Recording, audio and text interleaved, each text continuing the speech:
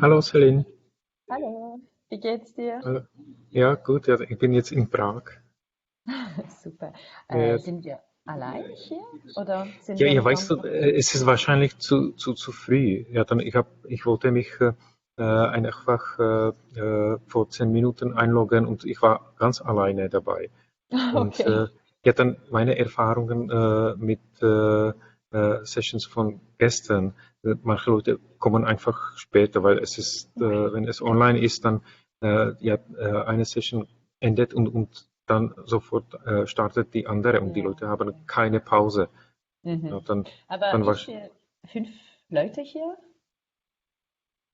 ja, zweimal bist du dabei. Ja, dann Auf der äh, Liste, oder? Aber die ja, sehen ja, wir. ja, ja, dann ich sehe 5 Leute. Wenn ich drauf klicke, dann ja, so, äh, dann sehe ich die Liste. Eigentlich, wir sollen Englisch sprechen. Ja. Yeah. So when you click on people, so you see the list of people being here in the session. Exactly. But we will have a moderator, right? Yeah, one of them should be a moderator. But Because when my experience when I start speaking, Petri so is here. Yeah, Petri, okay. probably Petri is Maybe the he will. moderator. Yeah. Hi, everybody. Hi. Hi. It's not me. I think it should be Sebastian Delat. Okay. Ah, okay. Then Sebastian we'll should wait. be. Yeah. So how many are we here today? I think we are 6. 6. Okay. Yeah, Great. at the moment. At the moment, yes. But apparently people just jump in during the Yeah, sessions. So, true. Yeah. Have you been following the sessions intensively, or have you had some other issues to deal with during the conference? for me, not that much. I had teaching preparation. The new Okay, yeah. semester is beginning at the university in 10 days. So, yeah. Yeah. Yeah. I've been That's all. in two sessions yesterday, and in one of them there was a lively discussion, and yeah, but we were limited by time, so it was about the fragile context and conflict context and the impact on evaluations. That was Okay. interesting. Okay. Yeah. And Me what too. about you? I've been following on and off. You know, it has been like the conference has been running on the background, and I've been doing some other things. Yeah. But I followed maybe 4 or 5 sessions altogether, and I had one presentation before this. So you are a presenter at this session today? Yeah, should be. Yeah. Okay. Yeah. Well, let's see when Sebastian comes. If he's a moderator, I don't know. Maybe if not, then we are, self-organized group. We can just, start. So I see that how to evaluate innovation ecosystems. That's your presentation about Vietnam. Yeah, that's mine. Yeah, it seems that that there is at least 2 presentations, and there is one by Kantiran Premakantan, but when I see the name doesn't appear, so Okay. so actually, so then we can go ahead or wait. Let's wait 5 minutes and then we go on. Okay, yeah, we'll do that. Yes. Yeah, I think it's better to wait a few minutes. Maybe he'll come. And then we just start. Mari, can you hear me? Are you listening us? Yes, Petri, I can hear you. I can see you. Yeah. Okay, good. Good. I'm here again. When I start. Yeah, good to hear you. I can't see you, but hear you again. Because when I start my presentation, it's great because Mari is working for the Ministry for Foreign Affairs, where I was there was a commissioner of the evaluation that I'm now presenting. So we have, two voices, the commissioner voice and the evaluator voice speaking. And let's see if we Very nice. agree. Then we will have an interesting debate. Yes, but just to be functional, this evaluation was already going on when I started at the ministry. So Yeah. maybe I'm not You are not to blame. responsible, although For Petri. but in general, of course, I'm familiar with these evaluations. Yeah. But if I, for example, say that, the terms of reference was too rigid and, Yeah. stuff like that, you are not to blame because you were not the one who No. commissioned. But I can also, defend something. Of course, Okay. of course. Yeah. Sure. Yes, but you are right. I know. I heard. I came to the ministry when you presented this. This was already reported, and you have changed a lot. Concerning the terms of reference. You somehow built a new approach to this evaluation, and we have dealt with this the results of this evaluation, of course, after that. Okay. But we save this discussion later when we start. But that's great to have you here. Yes. Thanks for coming. Hi, Petri, how are you? Can you hear me? Yeah, fine, thanks. Yes. You remember me, Okay, we were on great. the EES board a while ago. I'm sorry for coming in late. The OECD doesn't allow me to use the Blue Jeans application. So Is I'm that right? calling in. Okay. Yeah, it doesn't come through the firewall, so I'm calling from my phone. And I'm looking at who is in. We have few people, I think. I would invite everybody. Two presentations. Cameras so that we can see you. If that's not here. And I think we have normally 2 papers because Sandy is not joining the meeting, apparently. I'm not even sure if he's in the conference. So we have quite a lot of time. We can take it easy. We don't necessarily have to fill the whole 1 hour and a half. I'm just checking if the other presenters are there. Yeah, we have Otto and Celine. Just let me check up. What I would suggest is that the presenters present themselves, their affiliation, where they come from, maybe a little bit about their career, because that's something that's been discussed a lot in this conference, especially for the younger generation of evaluators, to which I no longer belong, unfortunately. And then I don't know if you have any presentations to share on the screen. You have been doing. Yes, we I do. think that's managed by the presenters Actually, we themselves. do, and Bastian, I have one technical, problem related to sharing my presentation because my university, I have a university computer and doesn't allow to install any applications to that, and I've been using the web browser, the web version. But when I try to share here, it says that you are not sharing disabled. Oh. Yeah. So I was wondering, is there You can do. So if, I hope so. If you send it to me per email, so I can then start your presentation, and you simply tell me that. So that's I will write. May I write my email to the chat? Hey, that we would have be. a volunteer Thanks a lot in the room. That's great. Thank you. Oh. We have a volunteer also who, at least when the meetings were still physical at EES conferences, we always had 1 or 2 volunteers in the room to help us out with technical issues. Because personally, I'm really sorry, but I would not be able to solve that even less with my phone. But I can say that either to Otto or to volunteer, as you wish. Okay. Okay.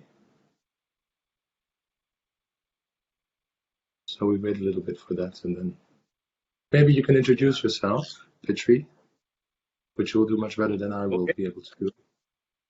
Okay. While Yes. also is installing the stuff. Okay. Well, good afternoon or early evening to everybody. It's 6:30 already in Finland. My name is Petri Uusikylä, and I work at the University of Vaasa. I'm a research director in a fairly new research group called the Complexity Research Group. It's under the School of Management. We are doing multidisciplinary work on systems thinking and complexity research area, mainly related to governance issues, evaluation, and public policy. My background is I've done an academic career at the University of Helsinki and at the University of Vaasa. Then I was a civil servant for some years at the Ministry of Finance in Finland. Then I've been a consultant and researcher in different projects.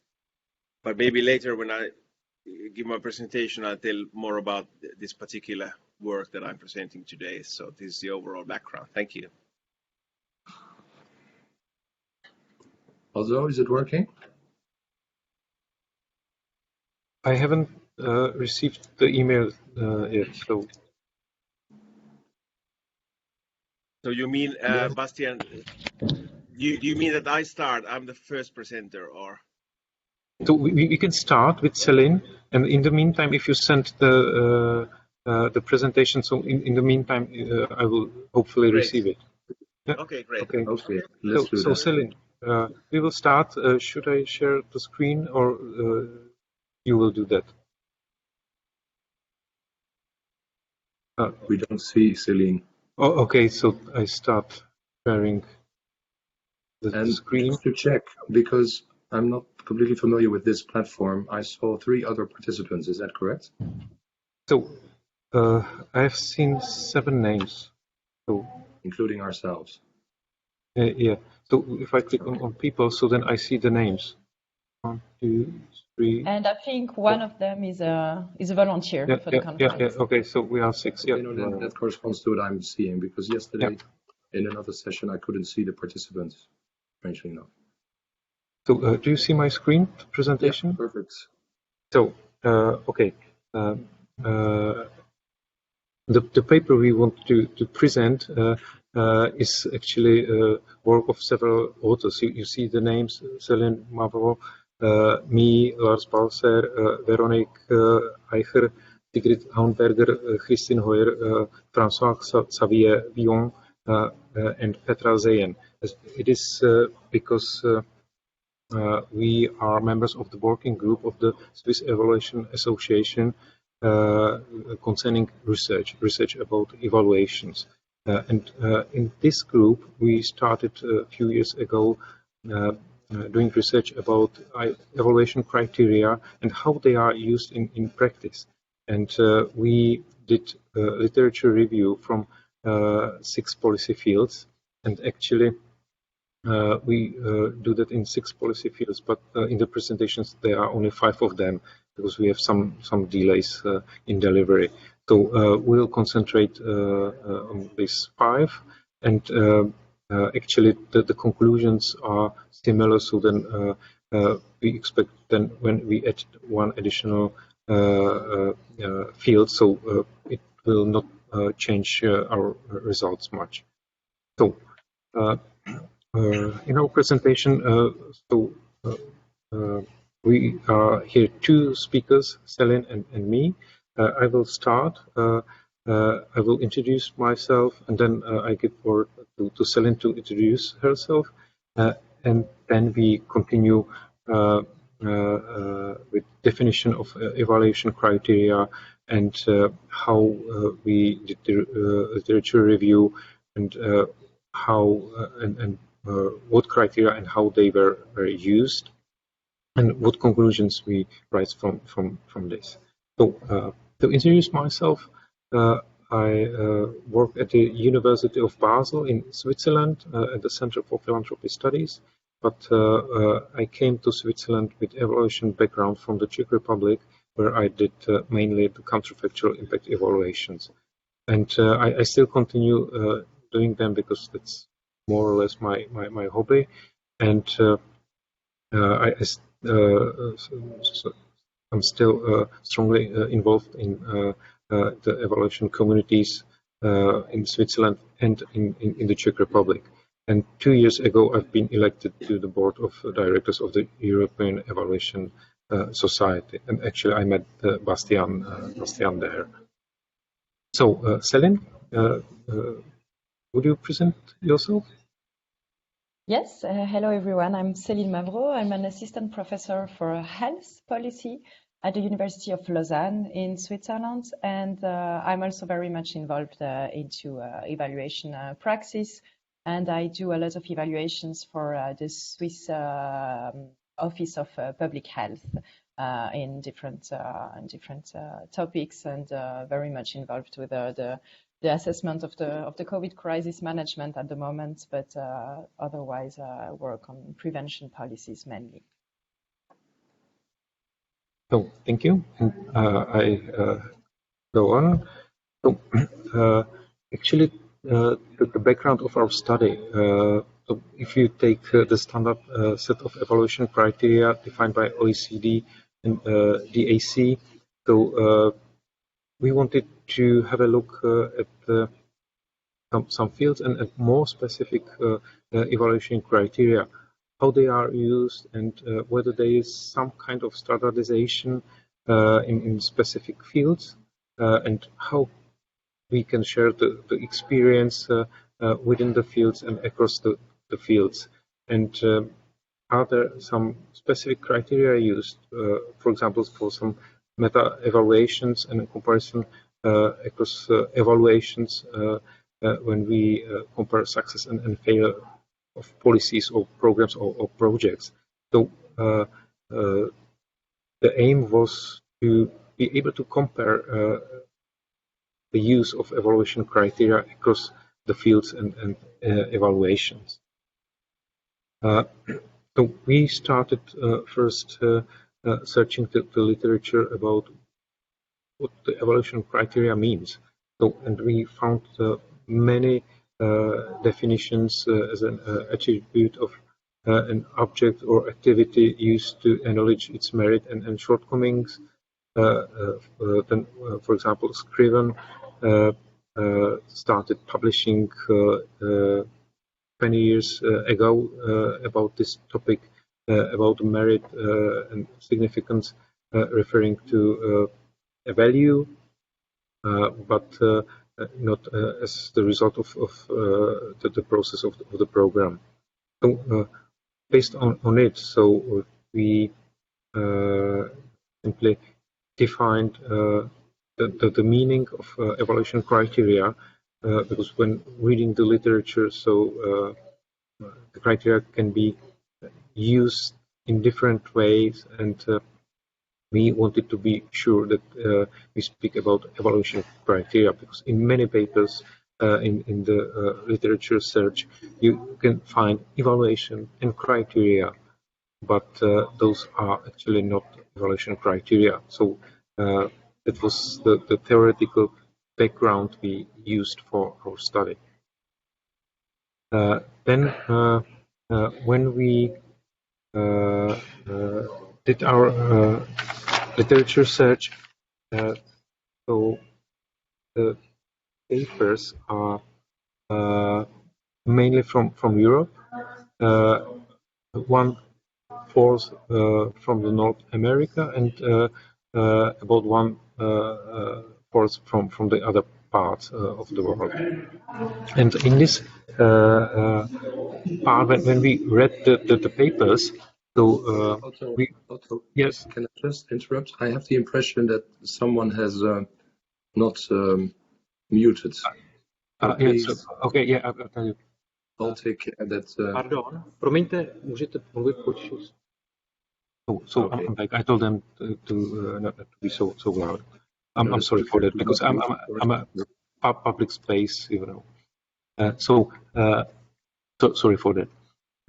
And when we read the papers, so we were interested in 4 main questions we wanted to elaborate, and these are how the authors define the evaluation criteria,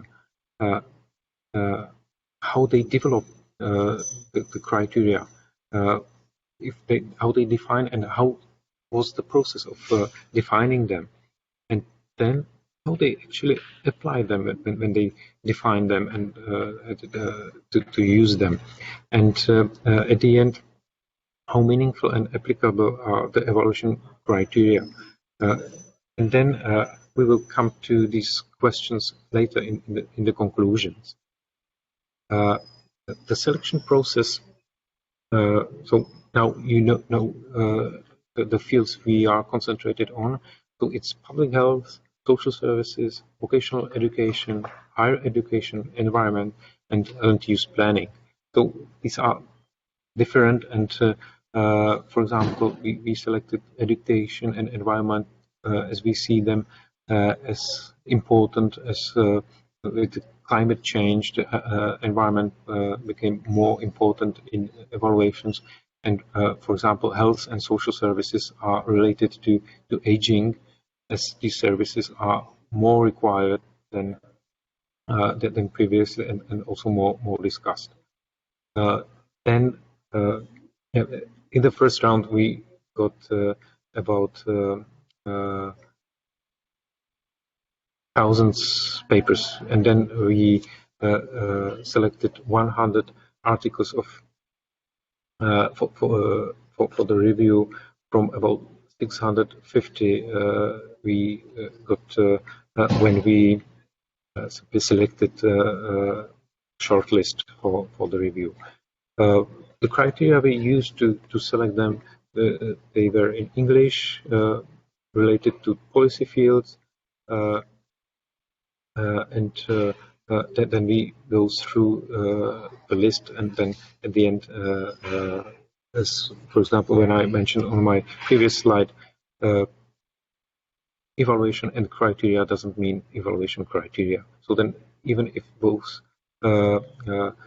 search words were there, so the papers were about different topic, not much related to evaluations. So, and then we started reading and classifying the papers according to these 4 questions I read before. So now I give the floor to Celine. May I ask you, Celine? Yeah, just want to make sure that you can all hear me good. Yeah, I can hear you. And okay, perfect. When you want to change the slide, simply tell me. I'll tell you. Yeah, thank you very much. Okay, so now I'll come to the result in the have left. So the first general result that we can highlight from the study is that it's quite reassuring. Almost all of the studied field do use specific criteria when they evaluate, and we can find that in most of the fields and most of the studies. But not in all the studies, which is quite concerning for us as evaluators. But social services, this is a policy field which stands out in comparison to the others, because in a lot of studies there is no defined criteria. But then in the rest of the literature that we reviewed, we see that some criteria are defined, sometimes very implicitly, sometimes they're quite clear and explicitly mentioned. In higher education fields, this goes about teachers' rating. In environments, we have more of a macro approach, and the evaluation very often evaluates the impact of a policy at a policy level. I think, Otto, can you mute yourself, Otto? Because we can hear you. Yeah, okay. In the mic. Thank you. I do that.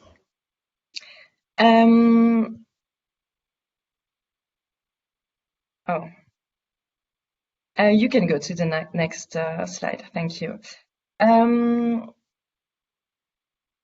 Okay, so how are the evaluation criteria defined? Here we have a very interesting finding, and we could categorize or find out three ways of defining the criteria. We have some of the research they use in a very classical deductive way, the scientific literature, quite simply, and they just use criteria that they found in this literature. Some other studies, this is the second group, they use pre-existing institutional standards, for example, standards coming from international organizations, international norms or professional norms, and these standards are just there, and the authors or the evaluators have to use them. And then we have a third group of studies which define quite inductively the evaluation criteria in a bottom-up fashion through iterative process. And in these kind of studies, they sometimes promote very much the inclusion of stakeholders in the definition of the criteria. So we have basically these three types of criteria definition process, and in each field we have a different coupling of this kind of definition. Sometimes you have most literature and institutional standards, like in higher education, and sometimes you have a mix of iterative process and scientific research. So it pretty much depends on the field. You can go to the next slide. Thanks. So how are exactly these criteria applied? That was one of our research questions. We wanted to they are quantitatively applied, very qualitatively applied. Do they use thresholds or scales or scoring or some kind of measures? And here the most clear result that we have is in the field of environment and land use planning, the two that we have at the bottom. And these two policy fields are highly formalized, and they use scales and mathematical models and multi-criteria evaluations. And of course, this is linked to the technicalities of these two fields. For example, in the land use planning, you have zoning issues, you have socioeconomic assessments, topographic dimensions that are important. And then on the other side of the spectrum, you will have the social services. They use quarter of the study in this field use no specific threshold and evaluate in a more qualitative fashion, and in the other you have a very much case-oriented application of the standards. You can go to the next slide, please. Thank you. Then what evaluation criteria are used very concretely? So we had a bit of this naive illusion that we able to provide a mapping of the different criteria that are used in these studies, but of course we just end up observing that there is a huge heterogeneity and diversity in the criteria, and except from very classical criteria such as effectiveness or efficiency that can come up in different kind of fields, we have really like a huge diversity in the criteria. So we will find another way to categorize them, maybe micro, meso, and macro level. Maybe we'll see how we will do it in our study. But there is a wide diversity, and I will come to the conclusions now. So these are preliminary conclusions. We are in the process of writing the paper at the moment, but the first important observation that we found somehow concerning for evaluation as a community is that there is very few explicit reflection about evaluation criteria in the literature. Very few studies explicitly take the time to define, to say, okay, I understand evaluation criteria as being this and that. Very often the criteria are used in a very implicit way. They are sometimes confused with indicators, which is not the same for us, because indicators are some score or figures, but if you want to apply evaluation criteria, you have to make some analytical job and assessment. So we do not understand the indicators and criteria as being at the same level. Then we really could observe that there is a lot of field-related specificities, and there is no standard not only across the fields, but also within each policy fields, which is quite interesting because, as we saw, a lot of studies use the literature or use institutional standards, but still there is a high diversity. So there is no, not even an agreement in the evaluation community about the importance of defining and reflecting about this evaluation criteria. And we also saw that there are two processes of defining the criteria. One is very inductive, case-related, and the other one is more deductive, so coming from the literature or standards. So this reflects different approach, different epistemological approach in the research process.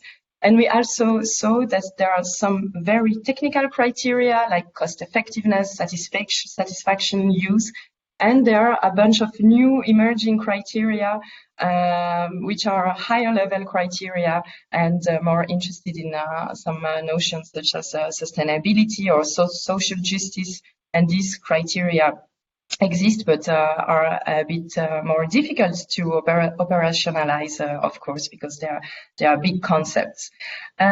So finally, we can say there is very few cross-policy reflection on the question of evaluation criteria, and that could be something that we could promote as evaluators, maybe in our field, in our conferences, and so on, because if we stay, each of us specialized in our own policy field, we have the risk of having a tunnel vision, and it could be very interesting to see what the other fields are using as criteria to have some inspiration.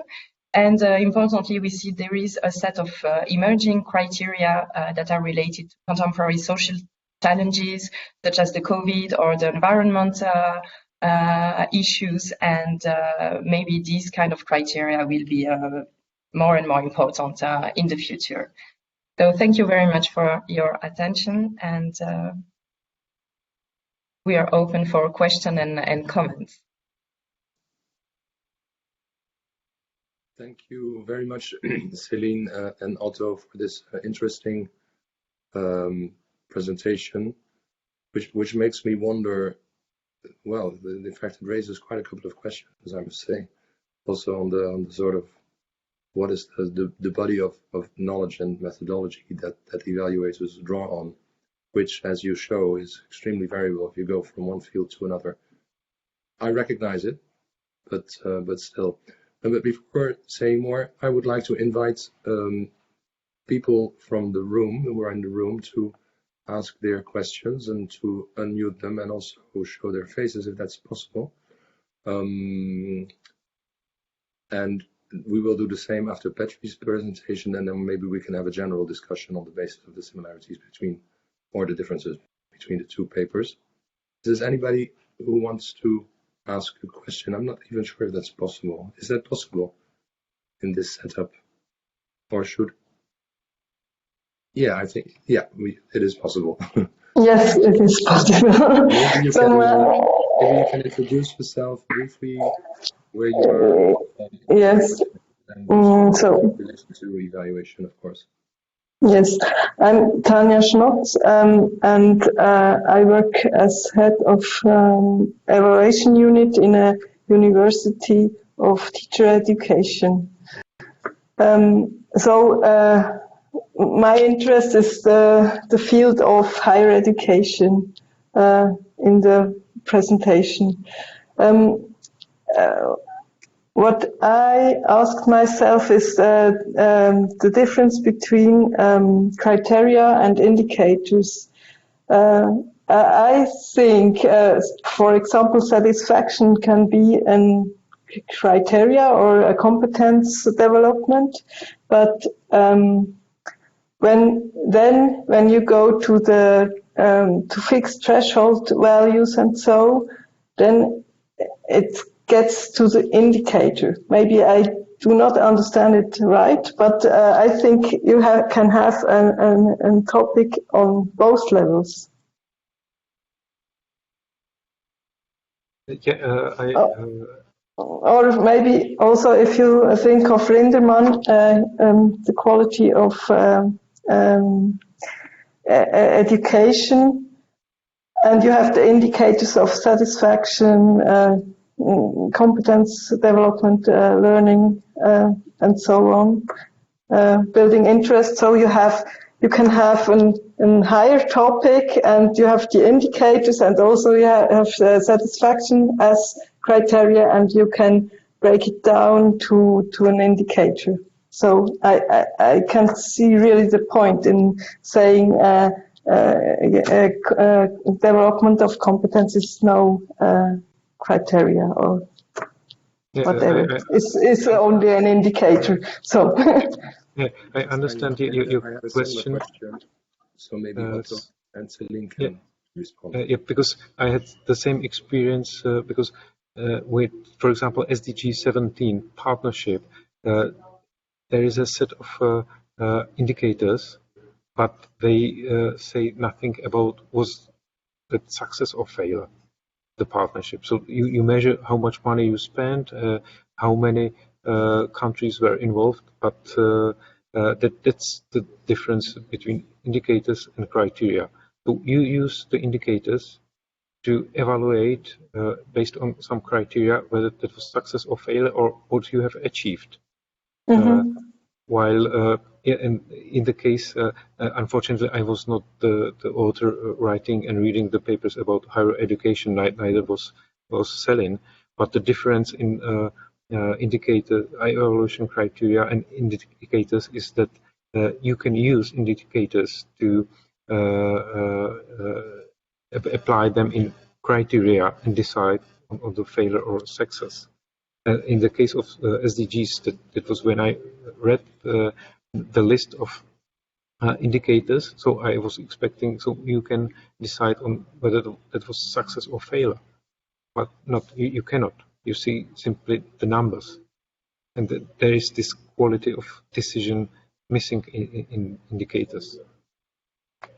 What if I may contribute? What I understood from Celine's presentation is that there's a sort of mixing up of criteria and indicators that sometimes are they normal evaluators? I don't know, but what one would call criteria, quite logically, from which indicators, at least in the way I've learned it and taught it, indicators can be derived, that you basically find in your fieldwork that it's sort of a bit indiscernible, that things are mixed up.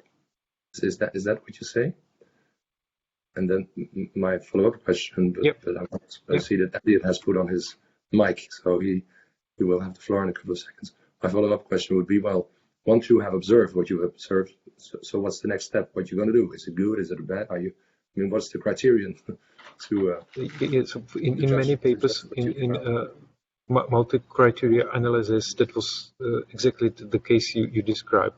So people simply collected data and they used the weight, and actually there was one evaluation criteria for the intervention, whether to decide in between two options or among more options, and the criteria was at the end some kind of number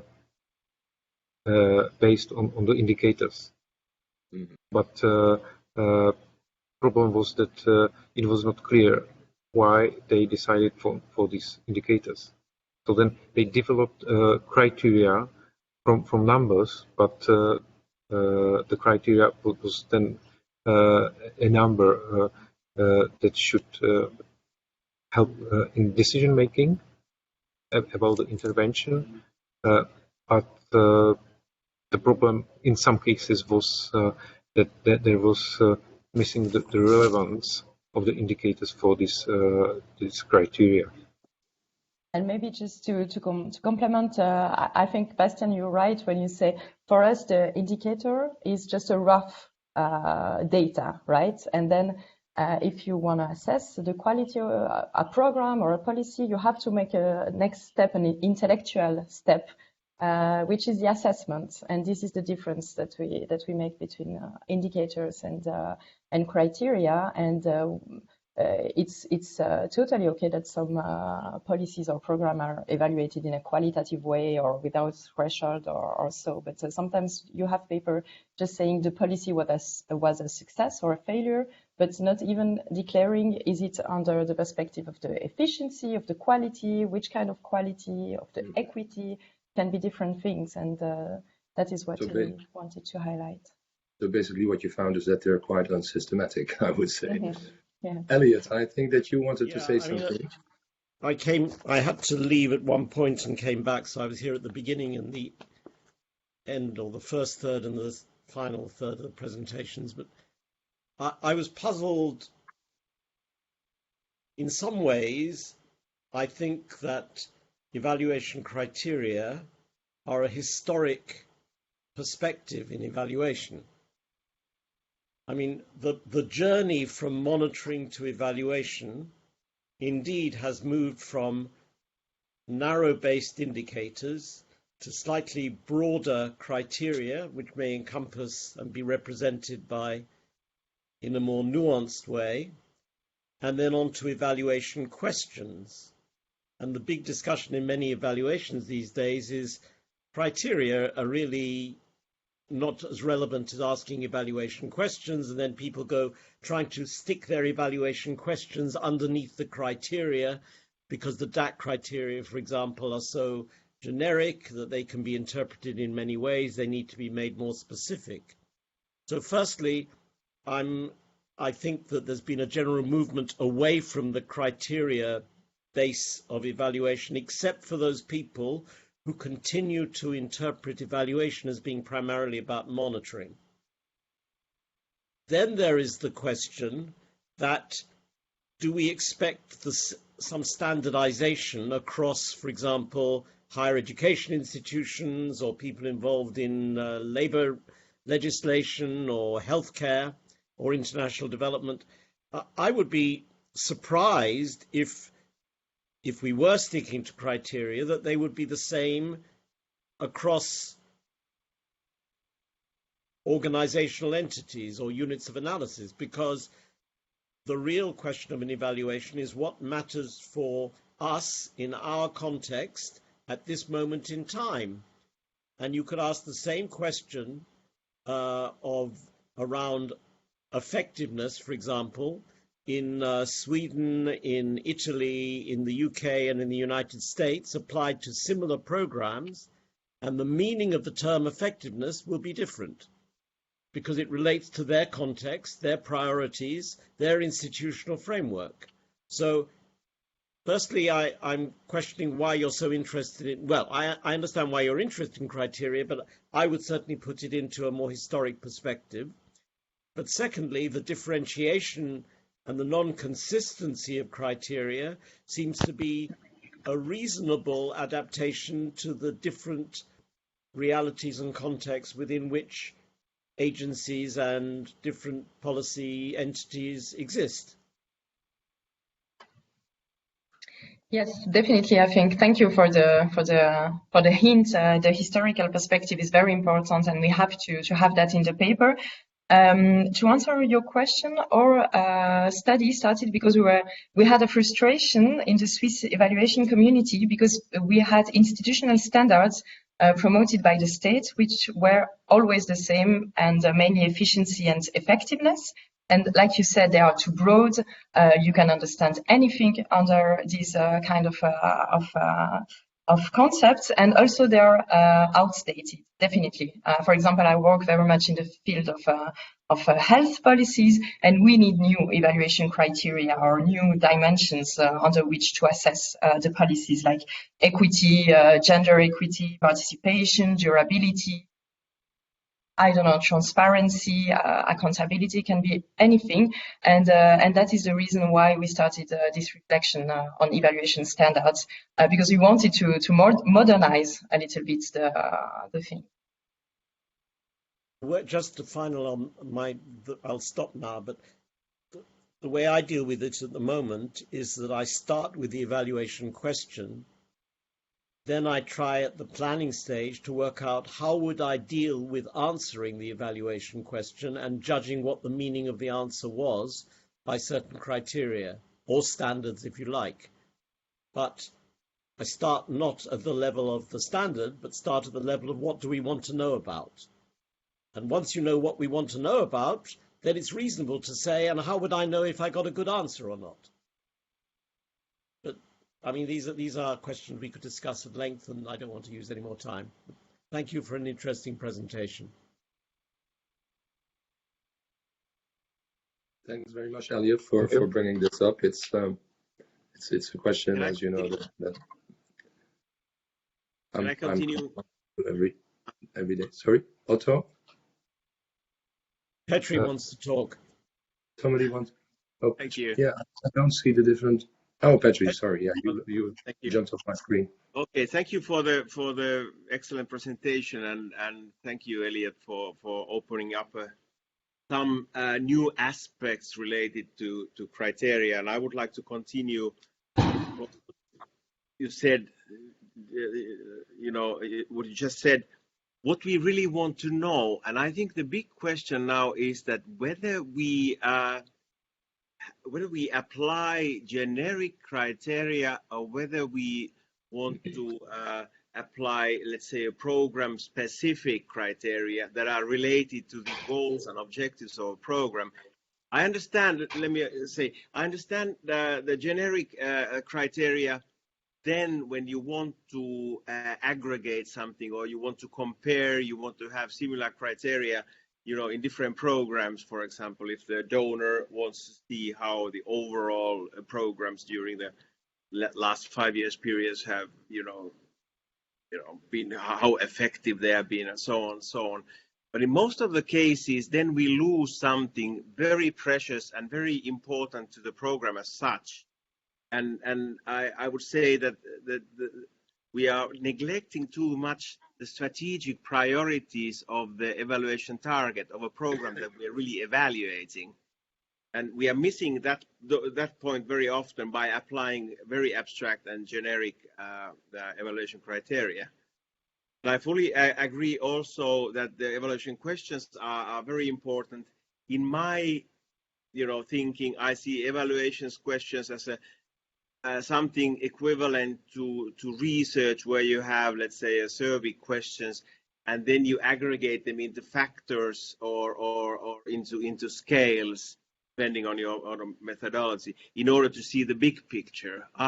All these 15 questions, they relate to trust or satisfaction to some extent, and that's of course empirically driven approach or versus the a priori approach if you use the scales. But I think, my point actually was the generic versus strategic program specific targets. Do you have any opinion on that? Yeah, so when I came from the Czech Republic to Switzerland, so I came with a background in EU cohesion policy, and you implement cohesion policy in all EU member states. So having standardized evaluation criteria could help to concentrate on more effective parts of the policy. So that was my motivation to start this research, because I was at the time only shortly in Switzerland, and in this case, when you implement one policy in various countries, so then the Commission should have some tool or something to be able to compare. Or maybe it's an evaluation question, or to have some criteria. But the question is, what criteria could be suitable for this task? If I can, for me, we're talking at multiple levels. The strategic, the member state, the program. You can apply the word criteria to all of those. But why would you expect the same judgment to be made, or the same criteria to be set, about a program about social integration in Hungary or the Czech Republic or Czechia that was going to deal with the Roma people, and in Switzerland, a policy, for example, that was dealing with immigrant workers, or or that was dealing with social inequality or problems of urbanization. Clearly, at a strategic level, you may set a goal called social cohesion, which is extremely difficult to operationalize, but that's what, for example, the European Parliament struggles with, to try to understand what are the common ways of seeing that. At the level of a country, and I'm aware that Switzerland is not part of the European Union, but notionally, to carry through the argument, at a country level, there will be national priorities and national realities and contextual factors and historical factors and demographic factors, all of which shape the nature of the reality. And then the program has the measures of a program as expressed in a particular territorial space have others. So all I'm saying is, once you accept that complexity of implementation and conceptualization, then the criteria change at different levels and in different places, and appropriately so.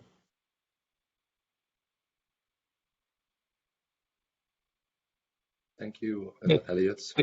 Thank you for this comment. So then we should discuss that more to the detail, but it's very relevant comment on it, because my motivation was when with the Brexit discussion about cutting the EU budget and so on, so to have something to be able to help to make evidence-based decisions. That was my motivation behind that. But what you said, it's a relevant point which I'm not able to answer at this moment. But yeah, I have to think about that. This is not a question of answer. I think this is a discussion, not an answer. You know, I mean, I actually think that we are seeing a complete reorientation of policy making and policy implementation across the world, expressed in particular ways within the EU, but also true in the United States and to a lesser extent in my particular country, which is less about time-bound programs with beginnings and ends, and more about continuous steering of initiatives across longer time periods, where evaluation is not so much judging success at the end of a cycle, but is providing feedback for the steering of that initiative over time. So if you took that as a reality, it's a quite different notion of what we think of also as about criteria and how we judge success.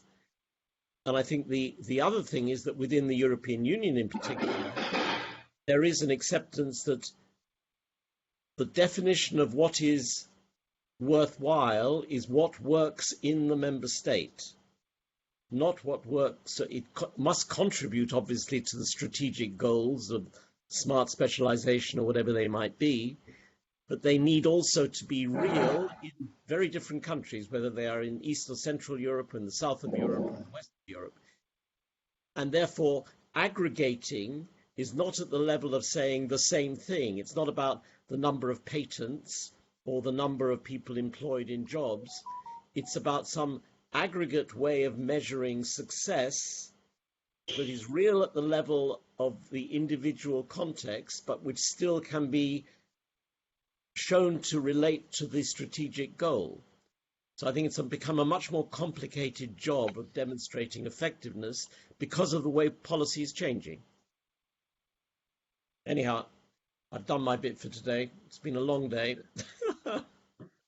Hey, thanks, Elliot. And also with an eye on the time, I said in the beginning, well, we only have 2 presentations, so we can take the time, but it's always in that case that we then start to run out of time. So I would like to thank both presenters, Otto and Celine. My own question was, well, once you have said all that, I mean, what would be the next step? But that may go in the direction that Elliot just sketched, in fact. And without further ado, I would like to pass the floor to Petri, hoping that in the meantime you've received his presentation, Otto, and you will be able to share that with us. I have it here, and I can start sharing it. So, and then Petri, like in the good old days, will ask next slide, please. Yeah, and I will. Okay. Thank you. My microphone. Thank you. Yeah, it starts to start. work. You can then load it. Yes. Okay. I try to be adaptive. I try to change my presentation in order to continue the discussion about criteria and evaluation questions.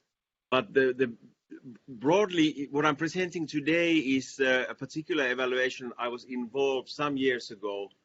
Actually, it was in 2019, and I proposed this paper to the previous evaluation ES conference. So it's a bit of old evaluation for me now. I've been doing so many evaluations after that, but still I remember something. But it's an interesting evaluation commissioned by the Ministry for Foreign Affairs in Finland. Yeah, and it relates to innovation partnership program between the government of Finland and the government of Vietnam. It's a two-phase program, and we were evaluating, it was a final evaluation of the last phase, 2014-2018.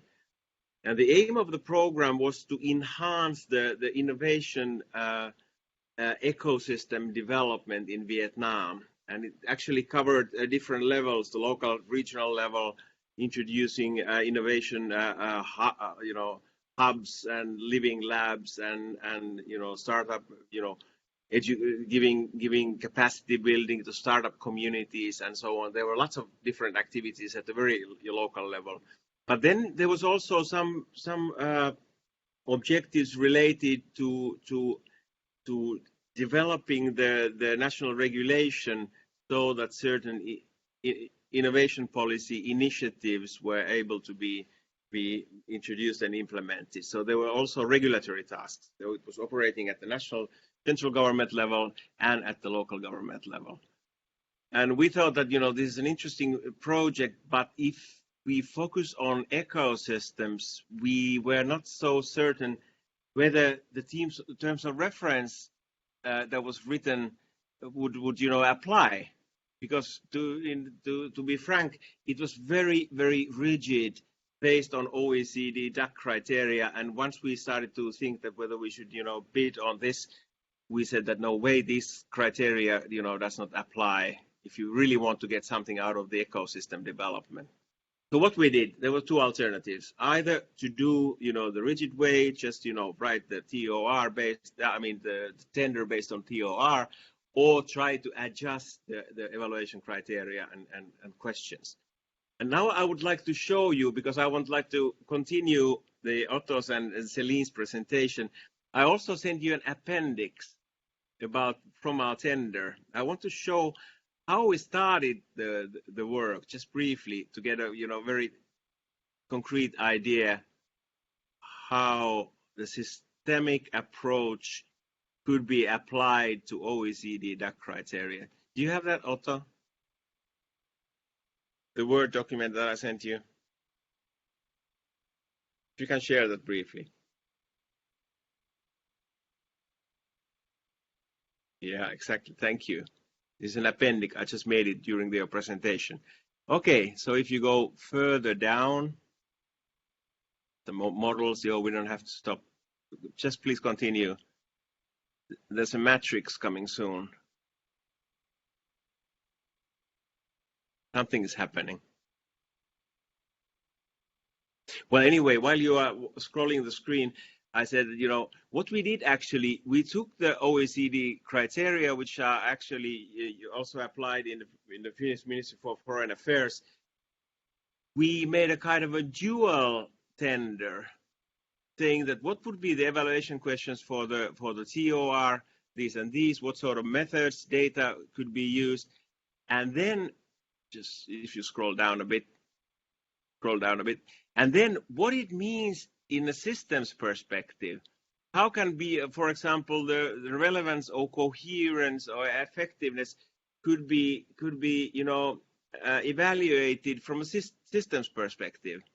So we wrote like dual evaluation questions under same evaluation criteria and applying different type of data also, which means that you get 2 evaluations in the price of 1. Actually, we did say that when we were chosen as a evaluator in this project, but it wasn't very easy because you had to understand the program logic, but you also had to see the more systemic and dynamic part of it. But just to get an idea that under the same criteria you can apply different sorts of approaches.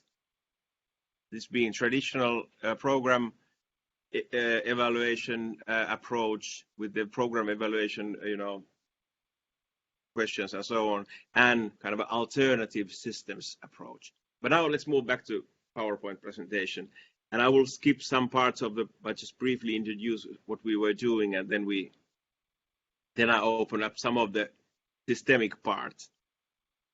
Okay, you can just go down. There are lots of.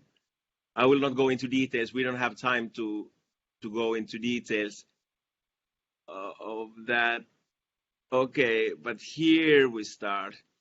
So once we started to do the evaluation, we already realized that it was very blurred. Then the original evaluation targets and the logic model was not really applied. So the program was actually doing something else that they intended to do. We knew that from the very beginning, after a couple of, after desk study and a couple of interviews, we realized, okay, they are doing something else than the program is supposed to do. So now, what do you do as a very, rigid evaluator would say that the program has been a failure because they are doing something totally different. But once we started to interview people, once we visited the hubs and went to the university labs and interviewed the people, and they were so enthusiastic. They said that this is the best thing that they have ever seen, because it gives them so much new ideas, so much courage to carry out certain innovative things that were not possible prior to this program. But they were not something that they were supposed to do in a program. And then we started to look from a 2 different perspective, what was actually achieved and what was achieved by the formal measures implemented. But let's go further.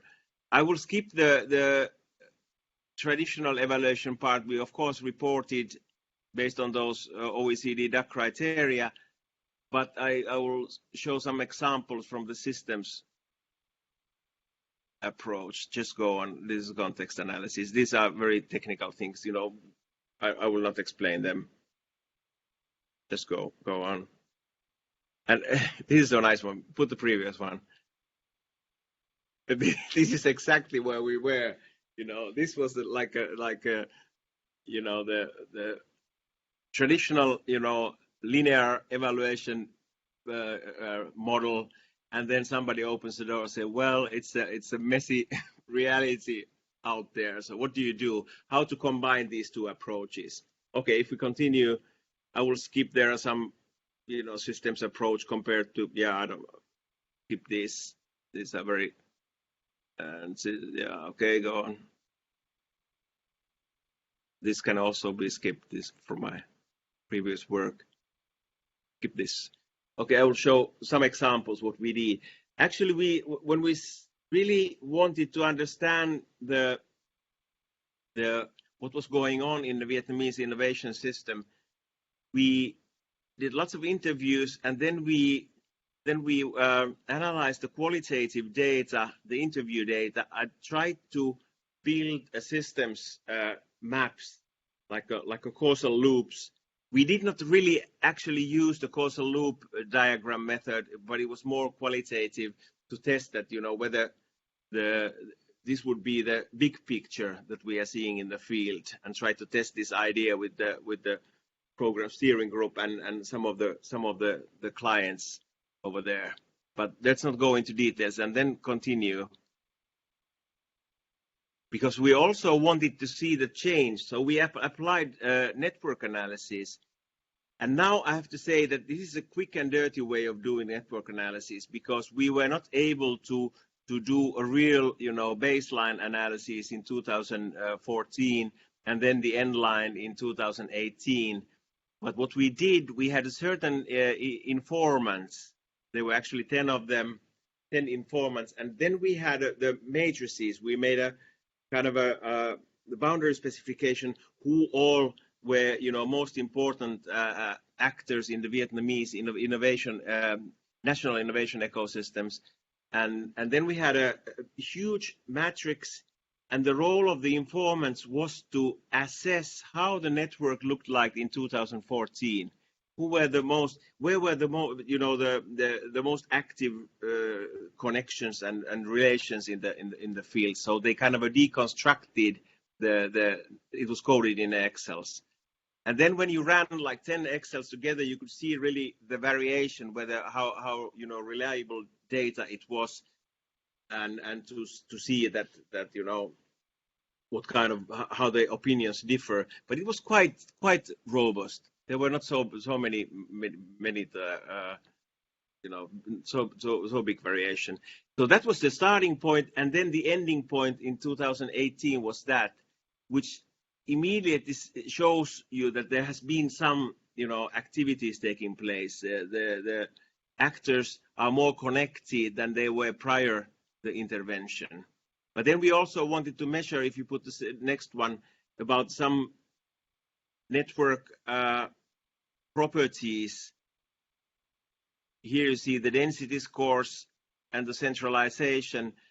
So the density was higher in 2018, but also the centralization score was higher. So you had more actors coming in, but still the most powerful actors grew in the network, so that the most of the ties were directed towards few powerful actors. So you had a grow in the density, but then also grow in the centralization at the network level. So this is quite interesting to see how the development. And then if you continue, I can't remember what was next. Oh, that's the previous one, probably. I don't know. Okay. And as a result, we try to compare the original program model with the one that we then found after kind of deconstructed after doing the systems analysis and network analysis, how it really, looks, what was the dynamic mechanisms in the Vietnamese innovation ecosystem. And then there's a few more questions reported. Can you see the final conclusions? Then there were recommendations for the government of Vietnam and the government of Finland.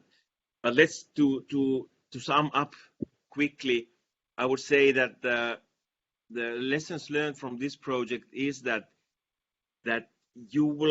it's very critical on what kind of approach you apply, because you will get out the results based on your approach. We were using exactly same criteria as it was in the TOR, but if we had followed only the TOR questions, we had lost lots of this rich information and understanding what was really going on in the field. So in ideal cases, you could combine these two approaches and try to build a synthesis based on that. And we had a very good discussion with our steering group and also with the commissioner of this evaluation. And Mari Räkköläinen is here from the Ministry for Foreign Affairs, and I especially like the ideas how they took some of the issues from these evaluations to develop the further evaluation TORs. So it was really, something was changed after this evaluation. But Mari can maybe explain more about the practices that were taken. into consideration. But thank you all. I would be happy to answer your questions and comments. It was a little bit messy presentation because there was lots of information and data, but I hope you got the idea.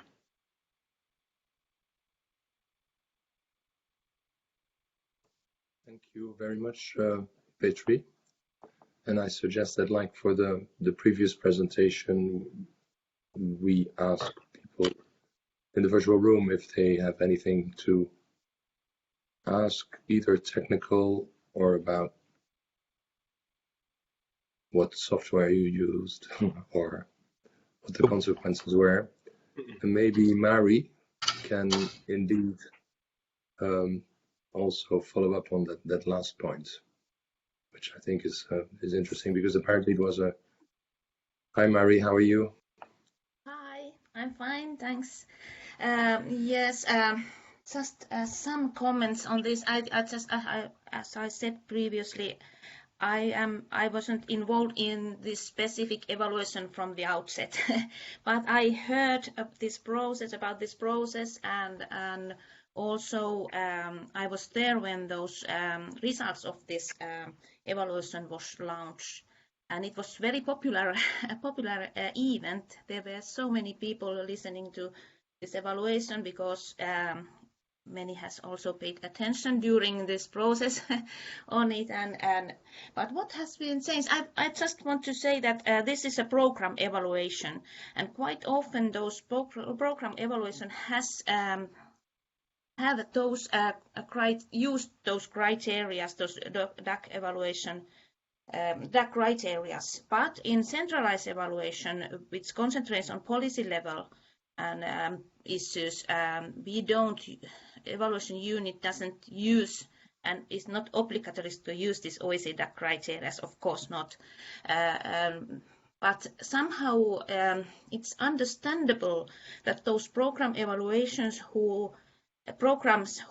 which are prepared based on those OECD DAC criteria, when they plan an evaluation and prepare the terms of reference, it is because they are not evaluators. They just use those OECD DAC criteria there because their programs has based on them, and this is somehow understandable. But what we did after this evaluation and after many others, because we also learned a lot, that we added more learning opportunities throughout the evaluation processes, learning platforms and even the opportunities to reflect at the organizational level at MFA, and with those key informants, they are now integral part of our evaluation, centralized evaluations, and we call this we can call this somehow we also understood that we have to support evaluators to connect and to make those evaluations as inclusive as possible. So this means that managers and commissioners, we have to apply adaptive management and to learn that perspective more and more. And also I would like to come back a little bit to those criteria that some challenges also that some kind of criteria are also those results-based management ideas and result chains and so on, and they are quite often there also. And it might be some kind of challenge also that they are there and they make those terms of reference quite rigid. But nowadays the evaluation unit always prepare the terms of reference and the evaluation questions with evaluators. We only make a concept note beforehand where we try to clarify as clearly as possible the evaluation need and the purpose. And then we start negotiation. So that's what we call a little bit, we are more adaptive nowadays, not so rigid. And this has been very good because it has increased the utility of our evaluation a lot. Yes, maybe this is enough. I could talk a lot about this question of OECD criteria and are they indicators and what is their role and so on, but this is what I would like to say now. Thank you. Thank you, Marie. Are there any other comments? We still have some time. We have another 10 to 15 minutes, which we don't necessarily need to use because it's been a long day. Yes, I would like to comment. Okay, Elliot, please. I raised my hand, but I'm not sure if the system is working or if I have difficulties managing my telephone screen. And don't worry. I mean, I'm very pleased that you mentioned RBM there, because one of the first things I wanted to say was that we are always facing this tension between an RBM model of the world, which mainly focuses on outputs because that's as far as it really goes, and the real world change of results, which is always embedded in a complex system full of uncertainty. So if you look at most of the major efforts to understand the effectiveness, for example, of, any aid function, or look at MOPAN for multilaterals, they often stop at the output level, which is why I could see the logic of why the central evaluations would be more interested in learning, but the more decentralized evaluations may be actually less about learning and more about quantity or control, and that would be what you would predict. But I think the more interesting thing for me is that if you look at countries' models of evaluation, they can rarely be separated from countries' models of governance. And you guys from Finland are very lucky. You're in one of the only countries in the world, or one of the very, very few, that is fairly coherently adopted a systems perspective. And if you look at the analysis of governance in Finland, which is reinforced by some rather strong results, it takes a quite different perspective than the more Cartesian, hierarchical, top-down view. So that way of working with evaluators, the whole way of defining national priorities which can cut across political parties. These things are representing a different, much more adaptive way of working, which is receptive to systems thinking, which, for example, would not sail in my country at all, which is completely at the other end of the spectrum in those sorts of things, except in certain islands which are separated out. So I thought that the whole presentation was really interesting in terms of how one differentiates the outputs and the indicators and the criteria from the real world change, the utility of a systems perspective, but how applying that does depend on having a governance system which is receptive to systemic thinking. I don't know, Petri, whether you think I'm completely overselling the Finnish model. Maybe I'm just an outsider who doesn't understand your country, and you can now tell me I'm completely wrong. But from the limited contact I've had with you and your colleagues and the work I've done with Finnish people, that is what has always struck me for the last few years. Well, thank you, Elliot. Just briefly respond to that. I fully agree. I fully agree with you. And there was a recent, actually, it will be published next week. There's an OECD study on adaptive governance of Finland, and some interesting results of adaptiveness in different fields, like regulatory adaptiveness and implementation and so on and so on. And the result was that exactly what, Elliot, you said, that as a whole, country is very adaptive and systemic thinking is taking place in several spheres of the government. Of course, we have some areas where we're still lagging behind, but you are right. Combining this, the evaluation cannot be seen something separately from the overall governance model, as you said, and also the culture. I think the culture cultural issues are very important, because you could not maybe have that sort of dialogue with the commissioner of evaluation in a very authoritarian government. So also the Ministry for Foreign Affairs is very eager and open, eager to learn, and openly, you know, takes also opinions outside of the box. Thank you, Petri. And indeed, that's what I was thinking too, that this is how to get out of the sort of straitjacket that the evaluators have been living in, and which may no longer be applicable to the current contexts in the way that Elliot said, and probably in other countries, because he refers to a particular country. That may also be the case, but in other ways. And using, and I apologize for my voice, I had a sore throat the past 2 days.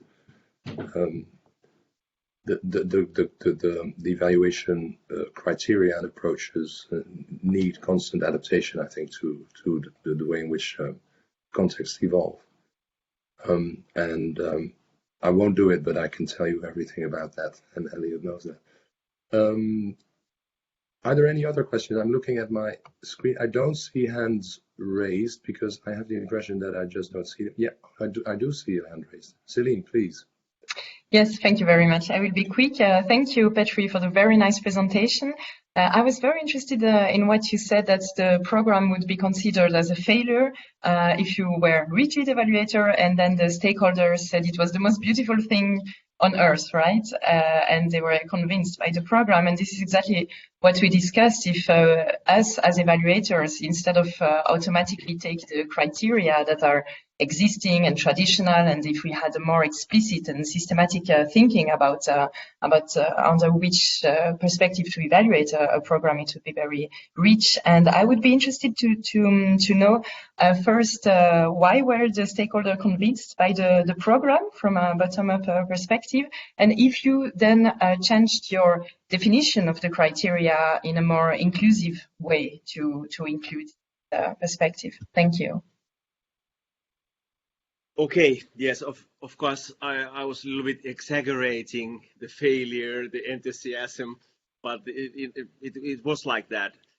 And I think the main reason why the stakeholders at the regional, local level in the innovation hubs were so enthusiastic, because they were encouraged to think outside of the box. They were encouraged to also to criticize their government's rigid approach. They were encouraged to send,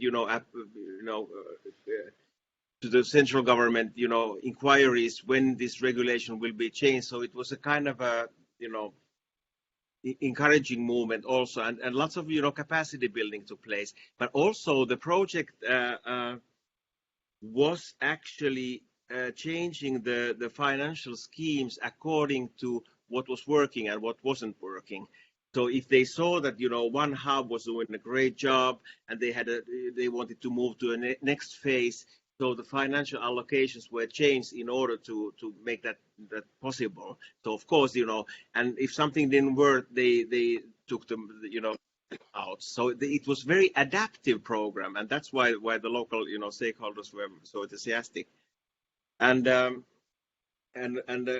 there was a bit of a tension between the central government, the ministries in Vietnam, and the local labs, because it was a kind of they were encouraged to also stand up for the central government steering.